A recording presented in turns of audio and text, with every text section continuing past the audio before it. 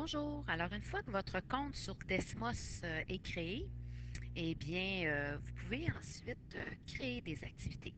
Alors, si je vais ici dans mon profil, c'est sûr que moi, j'ai plusieurs activités, mais supposons que j'arrive là et que je suis nouvelle, bien, je vais créer une nouvelle activité. Alors, quand on clique sur Nouvelle activité, on lui donne un titre. Disons, c'est ma première activité. Et je vais commencer à la créer. Fait que quand on regarde ça ici, ça m'a tout l'air d'être un diaporama. Alors, on a ici nos pages du diaporama, puis ici vraiment notre page de création.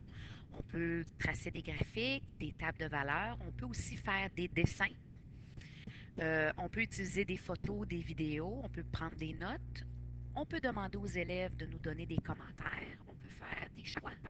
Et on a un peu plus aussi, on peut ajouter des actions de boutons, des assemblages de cartes, regarder plus du côté de la géométrie, des marble slides et des ordres ordonnés, par exemple des nombres en ordre croissant.